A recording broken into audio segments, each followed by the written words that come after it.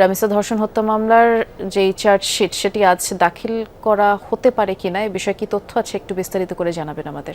অবশ্যই আমাদের সাথে পল্লবী থানা পুলিশের কথা হয়েছে এবং তারা যদি বলছেন যে গতকাল বিকেলের দিকে বা দুপুরের পরে যখন তারা ডিএনএ টেস্ট এবং ফরেন্সিক রিপোর্টে হাতে পেয়েছেন তারপর থেকে চার্জশিট তৈরির যে কাজ সেটি করেছেন এবং কাজটি সম্পূর্ণ করে আজকে মধ্যেই তারা চার্জশিট হস্তান্তর করবেন আদালতে এবং চার্জশিট দেওয়ার পর মূলত এর পরবর্তী যে কার্যক্রম সেটি হবে। আমি একটু বলতে চাই আসলে যেই ধারাবাহিকতায় আছে সেটি হচ্ছে পল্লবী থানা থেকে আজকে দুপুরের মধ্যে আশা করা যায় চার্জশিটটি জমা দেবে এবং চার্জশিটটি জমা দেওয়া হবে নারী এবং শিশুর ট্রাইব্যুনাল যেটি রয়েছে ঢাকার সেখানে জমা দেবেন জিআরএ, সেইখান থেকে সেই চার্জশিটটি পাঠিয়ে দেওয়া হবে ঢাকা চিফ মেট্রোপলিটন ম্যাজিস্ট্রেট আদালতে। সেখান থেকে যদি বাদীর কোনো ধরনের আপত্তি না থাকে তাহলে বাদীর অনাপত্তির প্রেক্ষিতে সেই চার্জশিটটি বা সেই অভিযোগপত্রটি গ্রহণ করা হয়েছে বলে ধরা হবে এবং সেটি গ্রহণ করার পর সেটি পাঠিয়ে দেওয়া হবে আবার নারী ও শিশু বিচার ট্রাইব্যুনালে এবং সেখানে মূলত এই চার্জশিটের উপর শুনানি হবে, অর্থাৎ চার্জ গঠনের উপর শুনানি অনুষ্ঠিত হবে।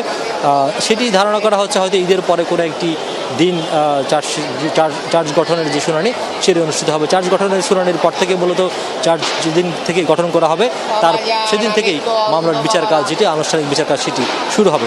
তো যেহেতু এই মামলাটি অত্যন্ত স্পর্শকাতর এবং গুরুত্বপূর্ণ, রাষ্ট্রের অর্থাৎ সরকারের সর্বোচ্চ ব্যক্তি প্রধানমন্ত্রী সহ অন্যান্য দায়িত্বশীল ব্যক্তিবর্গ যারা রয়েছেন তারা যেহেতু জোর দিয়ে বলছেন যে এই মামলাটি খুব দ্রুত সময়ের মধ্যে বিচার করা হবে। প্রধানমন্ত্রী বলেছেনই যে 1 মাসের মধ্যে যেই আসামি বা প্রধান অভিযুক্ত তার শাস্তি নিশ্চিত করা হবে বা তার যে বিচার কাজ সেটি সম্পন্ন করা হবে। সুতরাং ধারণা করা হচ্ছে হয়তো আজকের মধ্যে যদি চার্জশিটটি হাতে পেয়ে যায় আদালত তারপরেই চার্জশিট গ্রহণ করার পর চার্জ গঠনের যে শুনানি সেটি হয়তো একটি খুব দ্রুত সময়ের মধ্যে তারিখ দেওয়া হবে, সেটি প্রত্যাশা করা হচ্ছে। ধন্যবাদ আপনাকে বিস্তারিত জানানোর জন্য রিয়াজ।